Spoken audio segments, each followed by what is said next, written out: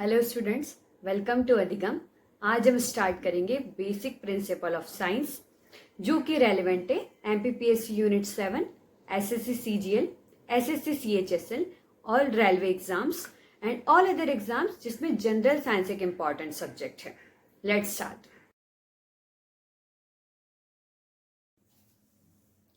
Let's start the lecture. Our first thing is basic principle of science, in which we will start with biology and then we will move on chemistry and physics. In biology, we will start with cell. What is cell? Cell is the basic structural and functional unit of life. Let's say this house. जिस तरह इस house में एक brick सबसे smallest unit of life है, सबसे smallest unit of building है, उसी तरह मान लो यहाँ पर कोई व्यक्ति है, उसकी स्मॉलेस्ट यूनिट क्या है? सेल है, जिससे वो पूरा बना हुआ है। उसके जो भी फंक्शन है लाइफ के, वो इस सेल के अंदर ही होते हैं। ठीक है। अब हमें एक चीज फैक्चुअल पॉइंट याद रखना है कि ये जो सेल है, ये वर्ड सबसे पहले कॉइन किसने किया था, किसने दिया था? रॉबर्ट हुक ने दिया था। अब कैसे याद रखें कि ये वर्ड रॉबर्ट हुक ने दिया था? Okay, we will make a story. जैसे मान लो ये रॉबर्ट हुक भाई साहब हैं। ये जो रॉबर्ट हुक हैं, इनके सरनेम में आया है हुक। हुक कैसा होता है? एक छोटा सा टाइनी पार्ट होता है हमारे कोई भी क्लॉथ मटेरियल का। तो ये जो हुक है, क्योंकि छोटा सा पार्ट है, इस तरह हम देख सकते हैं कि क्योंकि रॉबर्ट हुक के नेम में ही हुक आ रहा है, इट मीन्स एक छोटे से पार्ट की बात की गई। और छोटा सा जो हमारा बेसिक पार्ट है वो क्या होती है? सेल। तो हम इस स्टोरी से याद कर सकते हैं कि फिर रॉबर्ट हुक भाई साहब ने सेल को कॉइन किया हो। Next we will talk about smallest cell of on earth. सबसे छोटी सेल हमारी अर्थ पे कौन पाई जाती है? तो माइकोप्लाज्मा। अब what is mycoplasma? Mycoplasma is a smallest bacterial cell present in earth. ठीक है, एक छोटा सा बैक्टीरिया है जिसकी सबसे छोटी सेल होती है, इसलिए mycoplasma is a smallest cell on earth. अब हम कैसे याद रखें माइकोप्लाज्मा को? देखिए, माइकोप्लाज्मा स्टार्ट कहाँ से हो रहा है? एम से। एम से स्टार्ट होता है मिनी। मिनी यानी छोटा। तो mycoplasma is the smallest cell on earth. Longest cell की बात करें तो जो लॉन्गेस्ट सेल है वो क्या है? न्यूरॉन। न्यूरॉन देखिए, इसका इस तरह से स्ट्रक्चर होता है कुछ।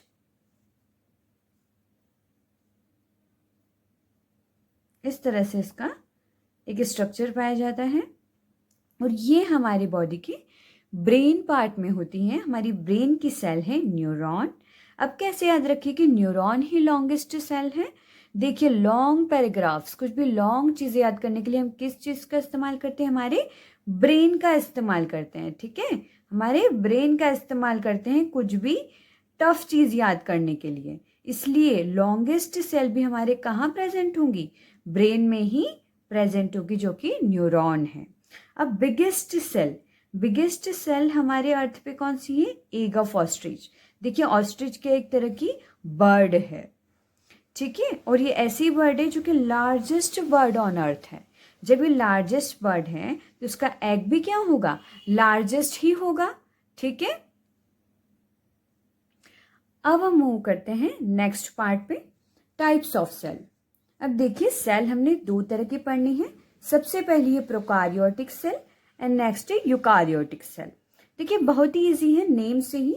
प्रोकारियोटिक, प्रो यानी जो बहुत ही इनिशियल स्टेज में है, जो इतने डेवलप्ड नहीं है, एकदम प्रीलिम्स स्टेज में है।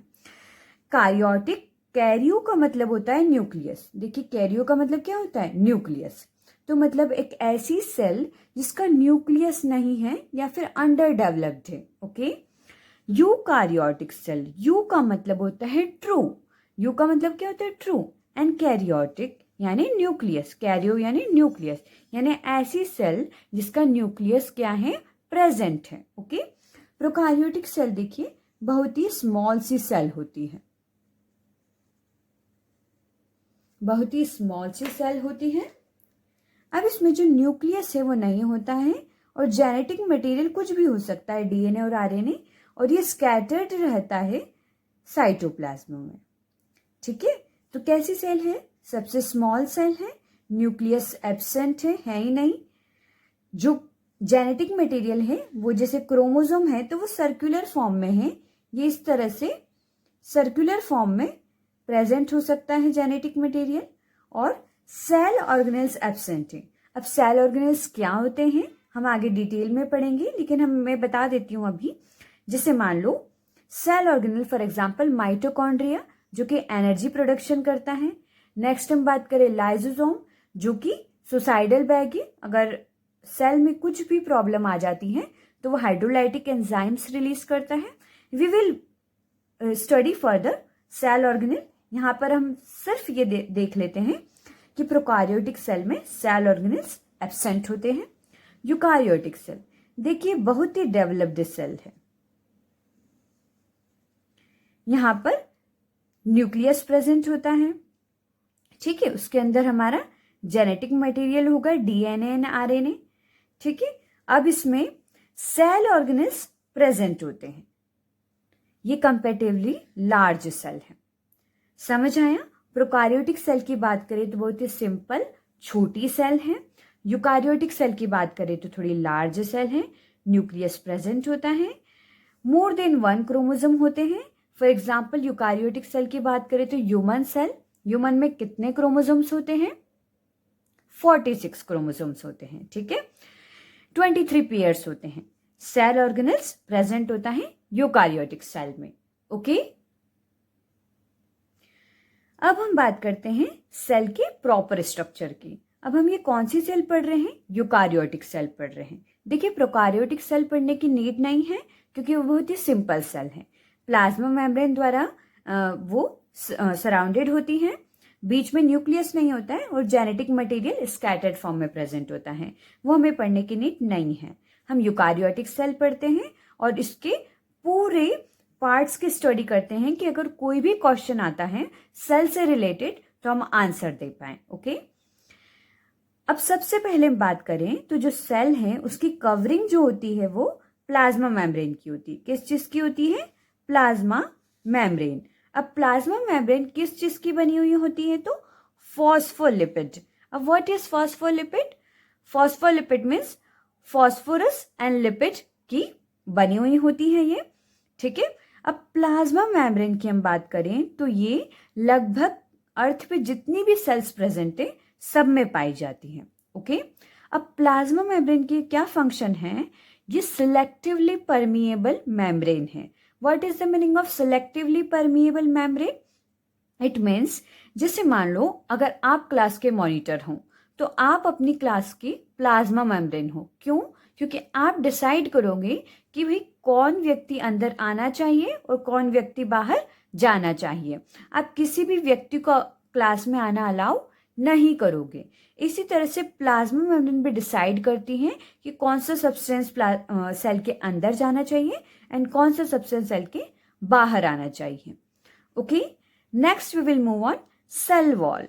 अब सेल वॉल सिर्फ और सिर्फ प्लांट्स सेल में पाई जाती हैं। देखिए इसलिए हमने इसको ग्रीन कलर का बनाया हुआ है और हाफ बनाया हुआ है। It means cell wall is only present in plant cell. और ये किस चीज का बना होता है? सेल्यूलोज का और काइटिन का। ठीक है, सेल्यूलोज देखिए ह्यूमन बॉडी में प्रेजेंट नहीं होता है, इसलिए हम यह इससे भी पता लगा सकते हैं कि अगर कोई चीज सेल्यूलोज की बनी हुई है तो वो किस में प्रेजेंट है? सिर्फ प्लांट्स में प्रेजेंट है। Next we will move on nucleus. अब देखिए न्यूक्लियस जो होता है सेल का वो न्यूक्लियर मेम्ब्रेन द्वारा सराउंडेड होता है। ये जो न्यूक्लियर मेम्ब्रेन है ये डबल मेम्ब्रेन है, 2 मेम्ब्रेन वाली ये मेम्ब्रेन है और इसने न्यूक्लियस को सराउंड कर रखा है। ठीक है, न्यूक्लियस के अंदर क्या प्रेजेंट होता है? तो जेनेटिक मटेरियल प्रेजेंट होता है। Okay, genetic material means in the form of DNA RNA. ठीक है, दोनों फॉर्म में प्रेजेंट होता है और कुछ प्रोटीन भी न्यूक्लियस के अंदर प्रेजेंट होते हैं। तो प्रोटीन के न्यूक्लियस के अंदर क्या क्या होते हैं? DNA, RNA and protein. ठीक है, अब न्यूक्लियस को control room of the cell भी कहा जाता है, क्योंकि सेल की जितनी भी फंक्शनिंग है कंट्रोल करने का काम कौन करता है? न्यूक्लियस करता है। क्वेश्चन अगर आएगा कि आपको 4 सेल ऑर्गेनेल दे दिए जाते हैं और पूछा जाता है कि recognize the control room of the cell, तो आपको टिक किस पे करना है? न्यूक्लियस पे। ओके, अब डीएनए एंड आरएनए। डीएनए और आरएनए क्या है? जेनेटिक मटेरियल है। जेनेटिक मटेरियल का मतलब क्या होता है? जिनमें जीन्स प्रेजेंट होते हैं, जो कि क्या होते हैं? हेरिडिटरी होते हैं। हम इसको और डिप में पढ़ेंगे, यहाँ पर थोड़ा इंट्रोडक्शन देख लेते हैं। हेरिडिटरी जेनेटिक मटेरियल्स होते हैं, मतलब जैसे मान लो अगर कोई बोलता है कि अरे यार मेरे फादर को शुगर है यानी डायबिटीज है, तो हो सकता है मुझे भी हो सकती है। इट मीन्स उसके जीन्स में कुछ ना कुछ ऐसे कैरेक्टरिस्टिक हैं जो कि डायबिटीज के लिए रिस्पॉन्सिबल हैं और जो कि उसको अपने पेरेंट्स से मिले हैं। मान लो अगर कोई बोलता है कि अरे यार मेरी मदर को बहुत जल्दी वाइट हेयर आ गए हैं और डॉक्टर्स बोल रहे हैं कि तुमको white hair due to genetics हैं। इसका मतलब है कि उसके डीएनए में कुछ ऐसे कैरेक्टर्स हैं जो कि वाइट हेयर के लिए रिस्पॉन्सिबल हैं अर्ली एज में। ओके, नेक्स्ट सेल ऑर्गेनेल की बात करते हैं, माइटोकॉन्ड्रिया। माइटोकॉन्ड्रिया को बोला जाता है power house of the cell. देखिए इसका रफ डायग्राम इस तरह से, ये कुछ इस तरह से दिखता है। ठीक है, माइटोकॉन्ड्रिया एटीपी प्रोड्यूस करता है। एटीपी यानी एडिनोसिन ट्राइफॉस्फेट। ये देखिए हमारी बॉडी की एनर्जी करेंसी है। मतलब अगर आपको कोई चीज खरीदना है तो आप क्या देंगे? रुपीस देंगे। लेकिन अगर हमारी बॉडी में कोई काम करवाना है तो उसे क्या चीज की जरूरत होगी? एटीपी की जरूरत होगी। एटीपी क्या है? Adenosine triphosphate. ये एक एनर्जी का फॉर्म है जो कि हमारी बॉडी में प्रेजेंट होता है। ठीक है, और वो कौन बनाता है? माइटोकॉन्ड्रिया बनाता है। इसलिए इसे क्या बोलते हैं? Power house of the cell. Next move on to the lysosome. अब लाइसोसोम क्या है? ये है suicidal bag of the cell. Suicidal bag यानी लाइसोसोम एक ऐसा सेल ऑर्गेनेल है जो कि मेम्ब्रेन बाउंड होता है, बट इसके अंदर हाइड्रोलाइटिक एंजाइम्स होते हैं। हाइड्रोलाइटिक एंजाइम्स यानी वो एंजाइम्स जो कि बहुत सारी चीजों को डाइजेस्ट कर ले। जैसे मान लो कार्बोहाइड्रेजेस, अगर कार्बोहाइड्रेट को खत्म करना है तो कार्बोहाइड्रेजेस रिलीज करना होगा। प्रोटीन को खत्म करना है तो प्रोटीएजेस रिलीज होगा। इस तरह से लिपिड्स को खत्म करना है तो लाइपेसेस रिलीज होगा। ठीक है, इस तरह के एंजाइम प्रेजेंट होते हैं। अब भाई लाइसोजाइम जो कि सुसाइडल बैग है वो हमारे सेल के अंदर प्रेजेंट होता ही क्यों है? ऐसा क्या जरूरत पड़ती है कि सेल को सुसाइड करना पड़े? देखिए बहुत बार सेल प्रॉपर तरीके से फंक्शनिंग नहीं करती है, उसमें कुछ मेल फंक्शनिंग हो जाती है, तब सुसाइडल बैग एक्टिव होता है और उसे ऐसा लगता है कि सेल को अब फंक्शनिंग अपनी बंद कर देनी चाहिए, खत्म हो जाना चाहिए। फिर ये सुसाइडल बैग ब्रेक होता है और उसके अंदर से जितने भी एंजाइम्स रिलीज होते हैं और वो इस पूरी सेल को डाइजेस्ट कर लेते हैं। ठीक है, इसलिए लाइसोसोम को हम बोलते हैं suicidal bag of the cell. Next we will move on Golgi body, जिसको कैमिलो गोल्गी ने डिस्कवर किया था। ठीक है, अब ये गोल्गी बॉडी जो है वो क्या काम करती है? पैकेजिंग का काम करती है। ठीक है, इसको हम फैक्ट्री ऑफ द सेल भी बोल सकते हैं। क्यों? क्योंकि ये पैकेजिंग का काम कर रही है। अब किस चीज की पैकेजिंग करेगी गोल्गी बॉडी? तो हम देखते हैं, जैसे मान लो ये हमारा न्यूक्लियस है, न्यूक्लियस के आसपास प्रेजेंट है येलो कलर की जो लाइनिंग आपको दिख रही है वो है एंडोप्लाज्मिक रेटिकुलम। एंडोप्लाज्मिक रेटिकुलम भी क्या है? एक तरह का सेल ऑर्गेनेल है। अब एंडोप्लाज्मिक रेटिकुलम दो तरह का होते हैं। देखिए अब ये जितने भी हैं इनमें मैंने एक ब्लू कलर से डॉट्स बनाए रखे हैं, ये क्या है? राइबोसोम्स है। राइबोसोम्स अगर एंडोप्लाज्मिक रेटिकुलम पे प्रेजेंट होते हैं तो उन्हें बोलते हैं rough endoplasmic reticulum. Rough endoplasmic reticulum का मतलब है कि उसके ऊपर राइबोसोम्स प्रेजेंट हैं। अब राइबोसोम्स क्या फंक्शन करते हैं? Protein formation. तो एंडोप्लाज्मिक रेटिकुलम यानी इस तरह से tube like structure around the nucleus, ये भी एक तरह का सेल ऑर्गेनेल है। इसके ऊपर अगर राइबोसोम प्रेजेंट है तो हम इसे बोलेंगे रफ एंडोप्लाज्मिक रेटिकुलम। ठीक है, अब रफ एंडोप्लाज्मिक रेटिकुलम क्या बनाता है? प्रोटीन बनाता है। ओके, उसके बाद हम बात करते हैं एंडोप्लाज्मिक रेटिकुलम जिसमें राइबोसोम्स नहीं है, तो वो क्या है, स्मूथ एंडोप्लाज्मिक रेटिकुलम। वो क्या है, स्मूथ एंडोप्लाज्मिक रेटिकुलम, और वो क्या बनाता है, लिपिड्स बनाता है। ओके, अब लिपिड्स और प्रोटीन बन तो गए, बट उनकी पैकेजिंग अगर करनी है तो कौन है, गोल्गी बॉडी। तो गोल्गी बॉडी प्रोटीन, लिपिड्स और जितनी भी चीजें सेल के अंदर बनती हैं उनकी क्या करता है, पैकेजिंग करता है। Okay, next we will move on next cell organelle, vacuole. Vacuole क्या है, एक एम्प्टी स्पेस है, एक खाली जगह है, सेल के अंदर प्रेजेंट होती है। एक से ज्यादा भी वैक्यूल प्रेजेंट हो सकते हैं। प्लांट सेल में वैक्यूल बहुत बड़े होते हैं, एनिमल सेल में वैक्यूल इतने बड़े नहीं होते हैं। अब जब वैक्यूल जो है, जितना भी वेस्ट मटेरियल है सेल का, वो वैक्यूल के अंदर प्रेजेंट होता है। ये कवर्ड होते हैं टोनोप्लास्ट मेम्ब्रेन से। किस मेम्ब्रेन से कवर होते हैं, टोनोप्लास्ट मेम्ब्रेन से कवर होते हैं। Okay, next we will move on plastid. अब प्लास्टिड जो है वो एक ऐसा सेल ऑर्गेनेल है जो कि सिर्फ प्लांट सेल में प्रेजेंट होता है।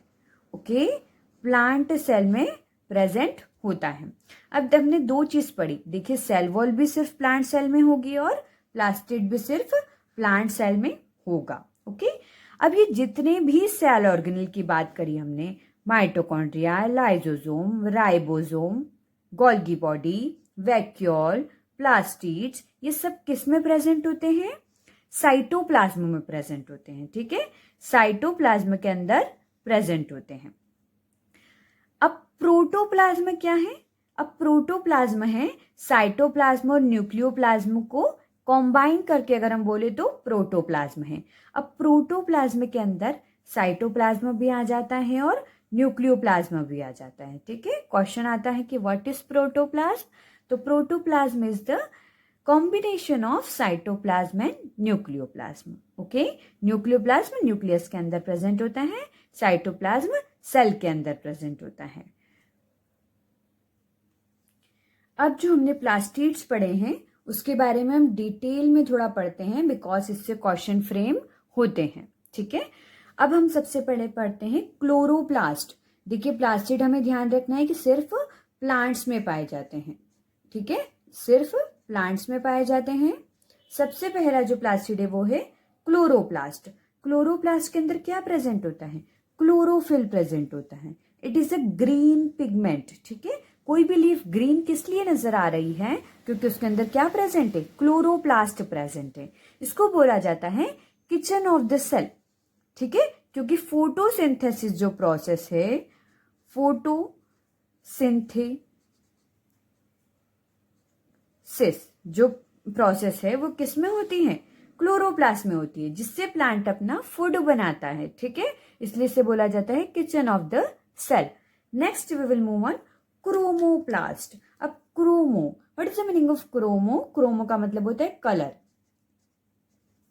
ठीक है, किसी भी चीज को कलर के लिए अगर हम सिग्निफाई करते हैं तो वो है क्रोमो। ठीक है, क्रोमोप्लास्ट। अब लाइकोपीन, लाइकोपीन एक तरह का पिगमेंट है जो कि क्रोमोप्लास्ट के अंदर प्रेजेंट होता है। लाइकोपीन किस में होता है, टोमेटो में। तो अगर टोमेटो में पूछा जाए कि ये रेड कलर किसके कारण है, तो वो लाइकोपीन के कारण है। अब हम बात करें कैरेट। कैरेट के अंदर कौन सा पिगमेंट प्रेजेंट होता है, तो वो कैरोटीन प्रेजेंट होता है। ये नेचुरली येलो कलर के लिए रिस्पॉन्सिबल होता है। किस लिए रिस्पॉन्सिबल होता है, येलो कलर के लिए रिस्पॉन्सिबल होता है। Okay, next we will talk about leucoplast. Leucoplast की हम बात करें तो ल्यूकोप्लास्ट जो है वो फूड स्टोरेज का काम करता है। ठीक है, जैसे मान लो आपसे पूछा जाए पोटैटो में क्या प्रेजेंट होता है, तो पोटैटो में ल्यूकोप्लास्ट प्रेजेंट हो सकता है बिकॉज इट स्टोर्स फूड, जैसे in the form of starch, fat और प्रोटीन। आपसे पूछा जाए कि ऑयल में, ठीक है, जैसे मान लो ग्राउंड नट है, अगर मान लो कोई ग्राउंड नट है तो ग्राउंड नट में क्या प्रेजेंट होगा, तो हम कह सकते हैं ल्यूकोप्लास्ट प्रेजेंट होगा, क्योंकि उसके अंदर भी क्या होता है, ऑयल के रूप में फैट प्रेजेंट होता है, प्रोटीन भी हो सकता है। ओके, अब leucoplast is the colourless plastid, okay. Chloroplast is the green colour, chromoplast it can be of red color or yellow color, but leucoplast is the colorless plastid, okay। अब हम हमारा लास्ट टॉपिक पढ़ते हैं cell का। Genetic material जो हमने पढ़ा है उसको थोड़ा सा डिटेल में पढ़ लेते हैं। देखिए जेनेटिक मटेरियल हमारी बॉडी में क्रोमोसोम के फॉर्म में प्रेजेंट होता है, ओके। क्रोमोसोम के अंदर क्या होते हैं, डीएनए और प्रोटीन, ठीक है। आरएनए भी हो सकता है और डीएनए भी हो सकता है, डीएनए प्लस प्रोटीन। अब क्रोमोसोम आपसे पूछा जाए तो आपको स्पेसिफिकली ये याद रखना है कि chromosome is the DNA plus protein only, okay. अब आरएनए जो है हमारे न्यूक्लियस के अंदर प्रेजेंट होता है, but it is not the part of chromosome. अब हम बात करते हैं क्रोमोसोम कितने होते हैं। ह्यूमन बॉडी में बात करें तो 46 प्रेजेंट होते हैं ह्यूमन बॉडी में, ठीक है, और 23 पेयर्स के फॉर्म में प्रेजेंट होते हैं। अगर 46 में से एक भी क्रोमोसोम को कुछ हो गया तो हमारे इसमें म्यूटेशन हो सकता है, हमारे अंदर कोई डिसीज पाई जा सकती है। अब डीएनए का फुल फॉर्म क्या है, D oxy ribo nucleic acid. We will repeat, D oxy ribo nucleic acid. RNA का फुल फॉर्म क्या है, ribo nucleic acid, okay. DNA के अंदर क्या होते हैं, जीन्स प्रेजेंट होते हैं। इस तरह से छोटे छोटे सेगमेंट में जीन्स प्रेजेंट होते हैं जो कि हमारी बॉडी की बहुत सारी कैरेक्टरिस्टिक के लिए रिस्पॉन्सिबल हैं। If any girl have a curly hair, इसका मतलब है कि उसके डीएनए में कर्ली हेयर का जीन प्रेजेंट है, ठीक है। If Aishwarya Rai has blue eyes, Aishwarya Rai की आईज क्या है, ब्लू कलर की है, तो इसका मतलब है कि उसके डीएनए में ब्लू कलर का जीन प्रेजेंट है, ओके। तो इस तरह से जीन को हम सिंपल फॉर्म में समझ सकते हैं कि जीन जो है वो किस चीज के लिए हमारी बॉडी के कैरेक्टरिस्टिक के लिए रिस्पॉन्सिबल है।